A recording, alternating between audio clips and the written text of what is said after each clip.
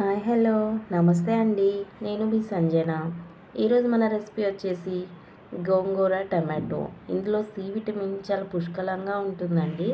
ఇది ఎలా తయారు చేయాలో మనం ఇప్పుడు చూద్దాము. ముందుగా గోంగూర ఆకుల్ని గిల్లుకొని ఇలా వాటర్లో వేసి కడుక్కొని ఒక బౌల్లోకి వేసుకోవాలండి. ఇలా కడిగినది వేరొక బౌల్లో వేసి ఉడకబెట్టుకోవాలి.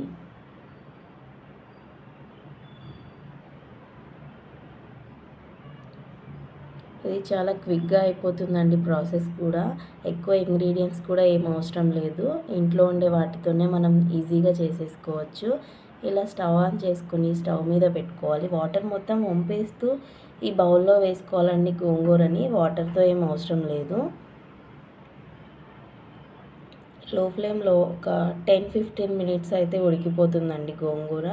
ఈలోపు మనం ఒక 3-4 టమాటోస్ తీసుకుని, ఒక పచ్చిమిర్చి, 2 ఆనియన్స్ ఇలా చిన్న చిన్న పీసెస్గా కట్ చేసుకుని వేరొక బౌల్లో స్టవ్ ఆన్ చేసుకోవాలండి. ఇలా గోంగూర మొత్తం ఉడికిపోయిన తర్వాత మనం స్టవ్ ఆఫ్ చేసి పక్కన పెట్టుకొని ఇలా మెత్తగా పప్పుగుత్తితో ఇలా రాముకుంటే సరిపోతుంది.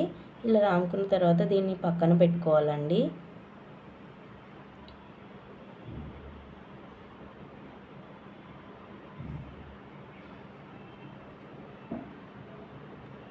తర్వాత వేరొక ప్యాన్లోకి కొద్దిగా ఆయిల్ పోసుకుని ఒక 3-4 టేబుల్ స్పూన్లు అయితే సరిపోతుంది. కొద్దిగా ఆయిల్ ఎక్కువే పడుతుందండి. అందులో ముందుగా కొన్ని పోపు దినుసులు, అలానే ముందుగా కట్ చేసి పెట్టుకున్న ఆనియన్, పచ్చిమిర్చి, కొంచెం కరివేపాకు కూడా వేయాలండి.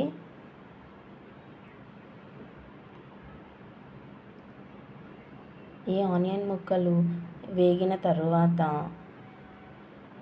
ఒక పావు టీ స్పూన్ పసుపు వేసి కలుపుకోవాలి.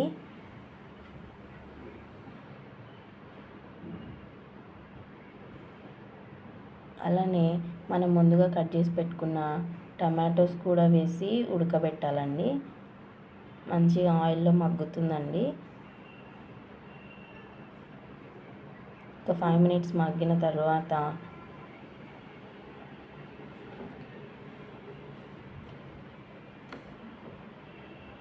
ఒక టేబుల్ స్పూన్ సాల్ట్ వేసుకోవాలండి. అలానే అంటే మనకి రుచికి సరిపడినంత వేసుకోవచ్చు. 2 టేబుల్ స్పూన్ల కారం వేసుకోవాలి.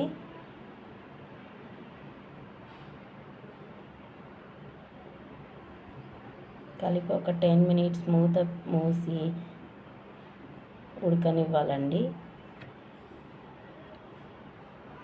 ఒక 10-15 మినిట్స్ తర్వాత ఇలా చూస్తే టమాటో ఉడికిపోయి ఉంటుందండి. తర్వాత మనం ముందుగా రాముకుని పెట్టుకున్నాం కదా గోంగూరని, ఆ మిశ్రమాన్ని ఇందులో కూడా వేసి కలిపి ఒక 10 మినిట్స్ అలానే స్టవ్ మీద ఉడికించాలండి. అప్పుడు మెత్తగా మొత్తం కలిపి ఇలా ఉడుకుతుంటే మంచి టేస్ట్ వస్తుందండి. ఒక 10 మినిట్స్ అయిన తర్వాత స్టవ్ ఆఫ్ చేసుకొని రైస్లోకి కానీ చపాతీస్లోకి కానీ సర్వ్ చేసుకుని తింటుంటే చాలా బాగుంటుందండి. గోంగూర చట్నీ అలా కాకుండా కొత్తగా డిఫరెంట్గా ఉంటుందండి. ఇలా మీరు కూడా ఒకసారి ట్రై చేసి నా కామెంట్ సెక్షన్లో కామెంట్ చేయండి. అలానే మరిన్ని రెసిపీస్ కోసం నా ఛానల్ని సబ్స్క్రైబ్ చేసి, లైక్ చేసి, షేర్ చేయండి. Thank you for watching. Bye.